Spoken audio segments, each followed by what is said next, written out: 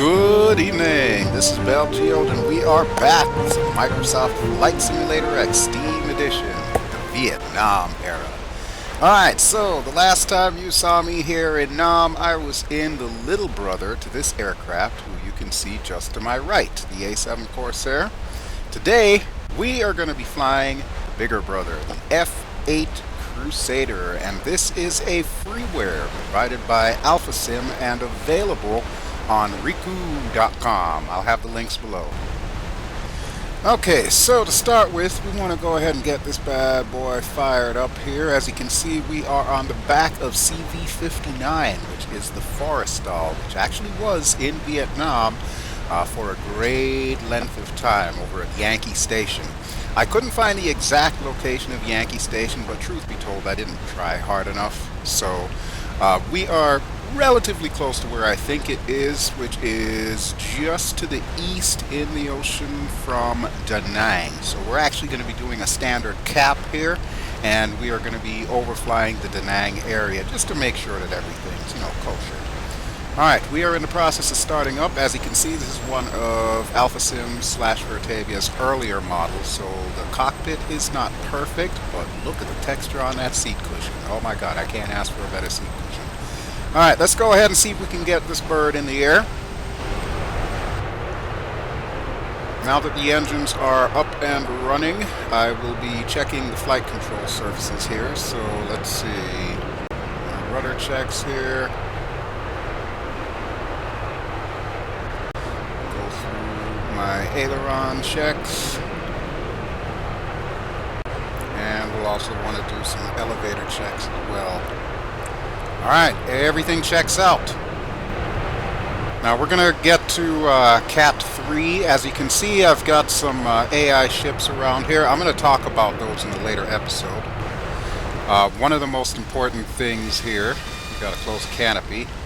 And as I stated, we're going to go to Cat 3 because right now it looks like everything's set up in a recovery configuration, so Cats 1 and 2 are currently inaccessible due to the fact that there's a whole bunch of aircraft up there.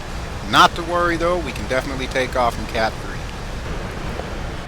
3. Okay, so let's see if I can maneuver this sucker. The only bad thing about this particular freeware carrier that I'm on, the jet blast deflectors do not come up. From my understanding, they originally did, but they had to make some edits because it was a frame rate issue, so I'm not quite sure what's going on. But I'm going to be getting a lot of various carriers and naval aircraft from different eras in the very near future, so be on the lookout for that. But for the Vietnam series, we're going to be running with this until SimWorks Studios has their carriers available, and that's going to be pretty kick-ass, mark my words. Okay, so let's go ahead and hook up to the Cat. We'll unfold the wings, and I will show you quite possibly one of the most unique, innovative features of this aircraft that was not carried over to the A7. If you look right in the center there, the wing itself, once the flaps and slats go down, the entire wing raises up. Pretty cool, huh? Alright, so we're pretty much set to go. I'm going to go ahead and turn on some lights and everything, so that'll be decent. And we are just about ready to launch. So here we go. Alright, we are good to go. Brakes down, throttles up. And get ready for that bang! There we go. Gear coming up. Wing going down, flaps coming up. Ah, look at that. That is sweetness on a stick right there. Love it. Oh my god. This may only be a freeware, but I tell you what, it has definitely stolen my heart. It's not the greatest in the world. The flight model leaves a little to be desired, but you know what? I just love this aircraft. Alright, so let's begin our CAP, or Combat Air Patrol. We're going to head towards Vietnam. Technically, this would be the imaginary line between North and South Vietnam, which was heavily patrolled because you can never tell when Charlie's going to send some MiGs down to come say hi. And as you can see, there is our carrier group with the Forrestal in the center, and I've got a bunch of destroyers and frigates Also, a landing ship for helos, which we may be using in an upcoming episode there. Hint, hint, no spoilers. So there we have Vietnam, and in a moment I'll tell you the history of this aircraft.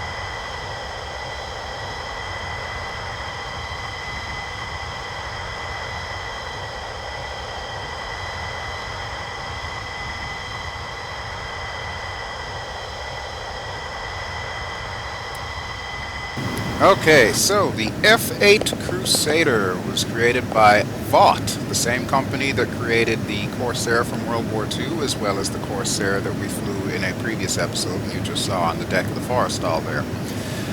It had its first flight on the 25th of March, 1955, so the day that I'm actually recording and editing this video, happy birthday to the F-8 Crusader! Yay! Now, it first saw service in 1957 and played a crucial role in the Cuban Missile Crisis a few years later, before being sent to Vietnam. Now, of course, it was nicknamed the last of the gunfighters, and the reason why that was because it was the last aircraft to come into production where the primary weapons were, in fact, guns. 20mm cannons, to be precise. And that was the bread and butter for this aircraft at a time when missiles were still very much in an experimental stage. Now, a quick facts about the aircraft. It had a length of 54 feet 3 inches, a wingspan of 35 feet 8 inches, and a height of 15 feet 9 inches. And of course, as you saw on the deck, it sat at an angle. The incidence wing, the variable incidence wing, could go up a stunning 7 degrees to aid in generating lift, and it was powered by one Pratt & Whitney J57 P20A afterburning turbojet. As far as speed, we could top out at Mach 1.86, which is 1,225 miles per hour, or 1975 kilometers per hour, and that's at about 36,000 feet. Average cruise speed was about 570 miles per hour, and we had a range of about 1,735 miles. Service ceiling was 58,000 feet. We won't be going that high up today. We're just going to stay right about here. And what I'm doing right now is I'm turning to head south towards Da Nang. And actually, I'm going to take a moment here in our story just to kind of tell you a little bit about what you're seeing. You may notice that the ground textures look different. I'm actually using something called F-Scene. The link, of course, will be below, but it completely revamps the terrain textures that you would normally see on the ground. And I have that in concert with another thing that I'm using that adds a mesh. And it's called Free Mesh X. Notice the title, Free. Yes, that's right. An entirely new mesh set for the entire world, and it is completely free. Links will be below if you're interested in that. Okay, we are passing over the Da Nang area there, and let me just fix my camera. Yeah, you can see Da Nang right there. That's Da Nang Air Base. And we're going to be heading south, and we're going to eventually go back out to sea so that we can bring the sucker in. So there you go. I think it's actually looking pretty sweet. I can't wait to do more Vietnam episodes here. Alright, let's see what kind of maneuverability we've got in this thing here. I'm going to take it down to the deck, and then we'll continue our little story here on the history of this aircraft. Now, even though they called this the last of the gunfighters, don't think that that was the only thing it had in its arsenal. It could use the AIM-9 Sidewinder, and even the French versions used the Matra Magic. And it was also very capable with air-to-ground. It could carry 2 of the AGM-12 Bullpups, which were the missiles prior to the Maverick missile. And it could also carry bombs, so the regular Mark 80 plus series of bombs. It could carry about 4,000 pounds of ordnance on the wings and also on little side-mounted Y-shaped pylons. But with all that having been said, the F-8 was most famously known for downing MiGs. The grand tally was 19 MiGs shot down, with losses of only 3 F-8s. And actually there's a funny little story about that too, because the first time that they actually tangled with MiG-17s was on the 3rd of April in 1965, and the NVA claimed to have shot down an F-8 because they saw it catch on fire. Meanwhile, what had happened, Lieutenant Commander Spence Thomas managed to land his on-fire F-8 at Da Nang. Go figure. Only Navy guys can pull this kind of stuff off, I'm telling you. And you want to hear something even more ironic? Of those 19 aircraft that it downed, only 4 were with guns. Seriously, the rest were all with Sidewinders. And the reason why that was is whenever this plane would pull high Gs, if it was firing at the same time, those really wicked, cool, awesome 20 Mike cannons in the front would jam up. Go figure. Despite the occasional mishap, it was still well loved by veteran pilots. Newbie pilots, on the other hand, not so much, and I'll get into that in a second here. Right now it's time to kick the tires and light the fires. We're going supersonic, baby.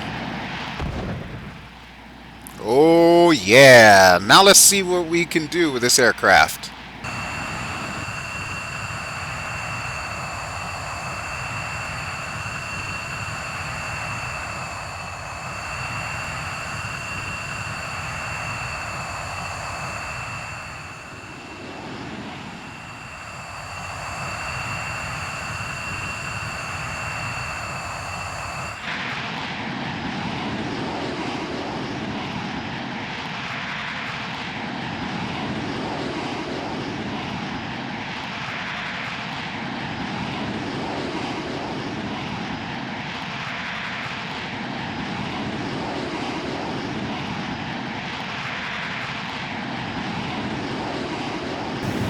Alright, well I guess that's enough tomfoolery. We will go out to sea and see if we can find a Forrestal carrier group and get back on the deck.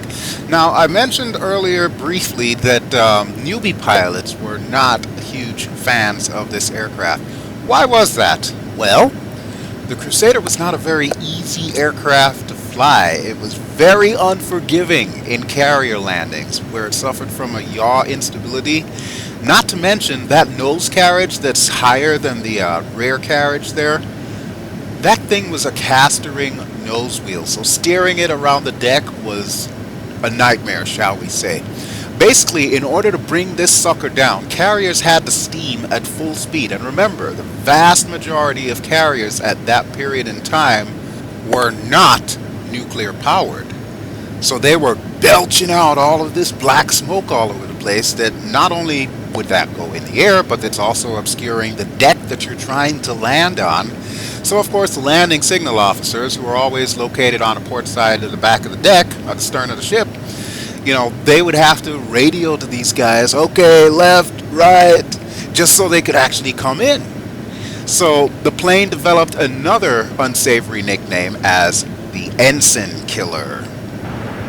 So the poor Crusader had to live with this reputation, and of course its mishap rate was a lot higher than most other aircraft at the time. There was one story where several Crusader pilots over the life of the aircraft actually took off with the wings folded.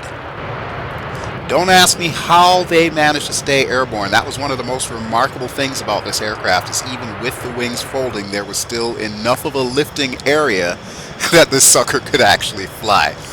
But just the fact that they could even get off the deck and fly around with this, with the wings up, and not notice it, wow. Just wow, is all I could say. So all in all, about 1,261 Crusaders were built. By the time it was actually withdrawn from the fleet, 1,106 had been involved in mishaps. And believe it or not, only a handful of them were ever lost to enemy fire in Vietnam. Alright, so let's see if we can find the carrier here. I know it's out here somewhere. No, I'm thinking it's going to be north of us. I don't expect it to be to the south here. We will find it, however. We will find it. I have never lost the carrier yet. Not in all my years of virtual flying. Alright, I believe we should have been north of that island, because I remember seeing that when I first started recording this episode here. Okay, give me a second here, folks. Let me get my bearings, and we'll see if we can bring this bird in.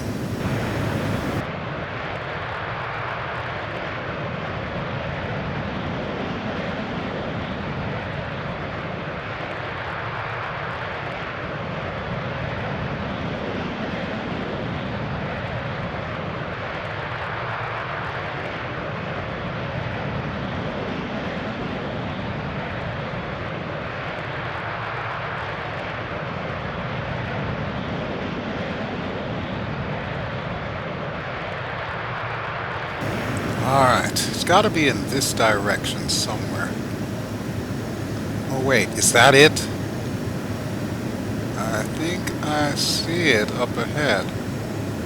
I might have to go to another outside view here to see if I can track it down, but I'm almost certain that's it straight ahead. Oh, a couple other things I should mention about this aircraft. During its time with the fleet, it was officially known as a day fighter. It was not really cleared to operate at night or in very inclement weather either, because of the fact that there were so many freaking mishaps. The other thing is that NASA also used this aircraft to test the viability of fly-by-wire systems.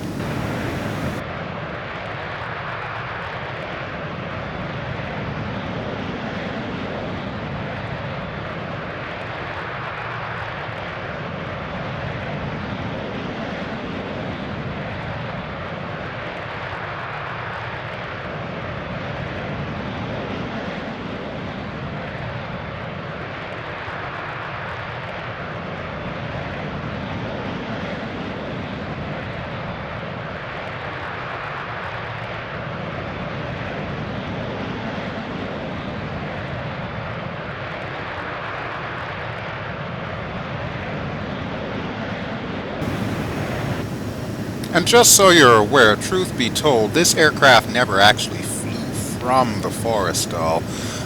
But considering the fact that there is, in my opinion, a significant lack of Vietnam-era carriers out there, we gotta go with what we gotta go with. And so far it looks pretty good, so I'm just gonna continue doing it. So you'll have to bear with me if it's not entirely historically accurate here. And lo and behold, I see the wake of a carrier. And it definitely looks like Forrestal class. Of course, I can't tell from here, it's only carrier wake. But yeah, this aircraft did fly primarily off of Essex class carriers, such as the Hancock, the USS Hancock, which was CV-19. Unfortunately, I could not find a CV-19 in time for this episode, so like I said, we're just going to go with a Forrestal, and it should be fine because it'll serve me well in upcoming episodes up until SimWorks Studios comes out with their Midway. Can you tell I'm looking forward to that? Oh, you have no idea. Wait till my Phantom episode. And that is all that I will say about that, because it is time to see if we can do a carrier break.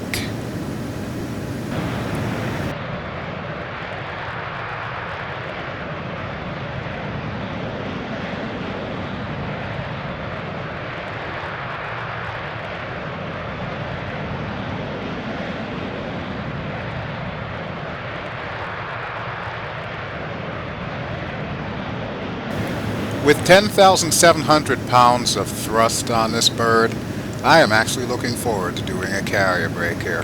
What I'm not looking forward to is landing this sucker.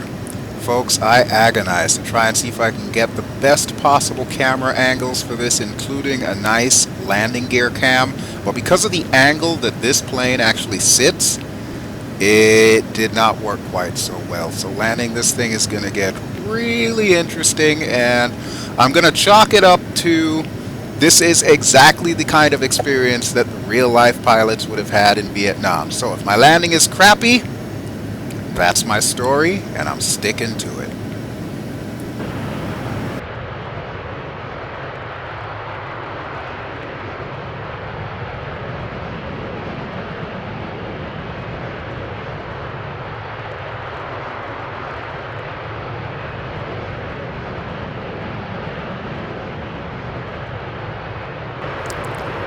Alright, we should be closing in on the carrier group right now.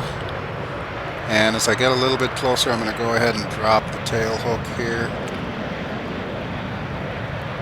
There you can see one of the destroyers in the back. All of these ships, by the way, I found on Sim Outhouse. I highly recommend if you would like to find some really cool ships for your FS fleet. Link will be below as always. Alright, here we go. So we got, I think that's the Spruance back there, so I'm going to drop my hook. And as you can see, there is the Forrestal. Now you can't really see it from here, but I've got that landing ship out there as well. There's also the oil tanker. They call it a water tanker in FSX, but it's really an oil tanker as far as I'm concerned. Alright, so flaps down, wing is going up. That is just the coolest thing. Such a unique feature on this bird. And as soon as we pass the Spruance here, we're going to go ahead and turn around. So gears out. And here's our brake. Take a quick look at the Spruance here while we're at it. Let's see. There we go. Look at that.